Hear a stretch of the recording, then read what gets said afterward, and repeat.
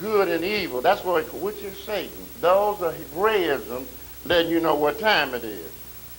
And the Lord God called unto Adam, and he said unto him, where art thou? Question, like God didn't know. He knew where he was. And he said, I heard. Wait a minute. Wasn't no doubt about it. I heard thy voice in the garden. Same thing Eve said it when Satan came around talking to her. The Lord said, we can't touch that tree because the minute we touch it, we're going to die. She heard it, admitted that she heard it. You sit up in church and hear something that really moves your spirit. But the first time something on the outside tempts you, you lose it. You got to be more disciplined than that. And I was afraid. Why you going to be afraid of God? That he been still telling that same, but man, I'm afraid of God. Why? That's your daddy. Because I was naked and I hid myself. Now, look at the 11th verse. And he said, who told thee? Who told you? Like he didn't know. Who told you that? Now, that's like he didn't know. He's trying to make them think. But now, I know what I said. You can already admit that you heard my voice. Some of them sit up in church and know God is talking to them. You heard it clearly. But you decided to do your own thing. I don't want to do that because I might not have any fun anymore. I might lose some of my friends. So what? You're gaining the best friend in the world. Have you not read John, Lord, him 15? He said, I lay my life down for who? And y'all read your Bible. For a friend. You're my friend. You come to me anytime now. Lord, have mercy. Listen now. You got to begin to focus in on this thing. See, Eve said we're not to touch that. When you look that up in the Hebrew dictionary, it is naga, N-A-G-A. When you take it back to the root, it means to lie with a woman. In the interview that over there, Paul wrote, I'm afraid that you might fall in the same trap, I'm paraphrasing, that Mother Eve did. She was beguiled of Satan. The word beguiled in the Greek is expatio. That means wholly seduced. That's what it means. Look it up for yourself. I'm going to give you the numbers maybe if the Lord said the same. But if you got it strong, you can look it up. So what happened? She was seduced. He was seduced. And it's still happening. See, the word told has three distinct meanings in the Hebrew and the Greek. One of them, told, is no more than dispensing information. That's what somebody did. You know, hey, Jesus, your mama and your brother are out here. They won't talk to you.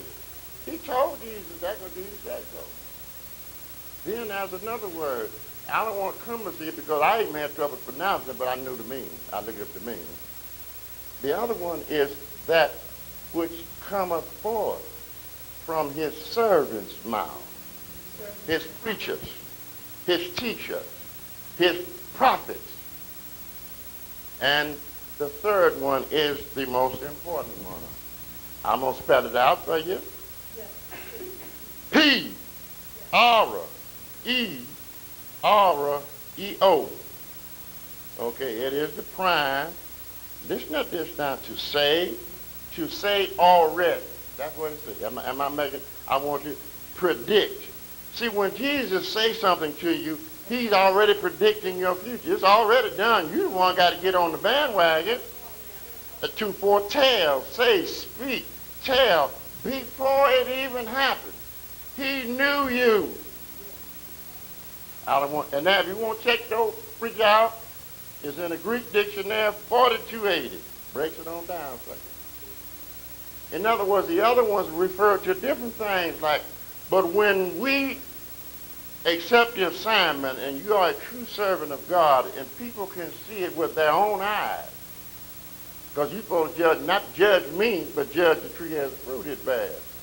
If all that preacher talks about is money, what he talking about? money. If he began to speak the word of God as God told him, then you know that. But I can't tell you. But anyway, let's get some books. 1 Samuel. Let's see what God says. 1 Samuel, the 3rd chapter, and the 8th verse. Now look what he says. And the Lord called Samuel. I know you're familiar with this. Called Samuel again the 3rd time. Oh, Lord, have mercy. That's biblical perfection. Y'all not hearing what nobody is. And he arose and went to Eli. That's all the boy knew. The preacher man, that's all he knew. And said, here am I. Here am I. Here I am. For thou didst call me. But now you got to understand, God ain't spoken a word for over 400 years until this day. And y'all done the Bible study anyway. This is the information. And Eli. Okay, just like that, but he wouldn't control his boy. And Eli perceived. How did he perceive? He got an unction. Because apparently he kind of may have been a little used to hearing God talk to him. Y'all think so? Okay. He perceived that the Lord had called the child. Therefore Eli said unto Samuel, go, lie down, and it shall be if he, not me. I said he and not me. Call thee, that thou shouldst say. That's all I can do. I can give you instructions as the Lord has led me. But who got the answer? Now, I'm going to tell you something if they don't mind. I looked at them this morning, I saw the light of God all over them. I said it to them, didn't I? They said, now, okay, pal, just something like that. They just thought it was just something I just said, like what preachers say. Oh, no. What happened after the song? I think God took over, didn't he? That's all I'm going to say.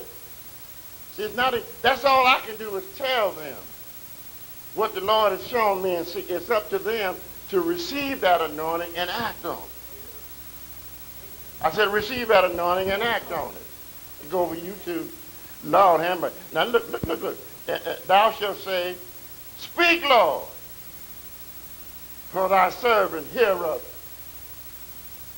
Now I may have spoke that to him, that his Shekinah glory, but who had to hear it? God gave you another. I ain't planning, it just happened. Because that's how he do things. To let you know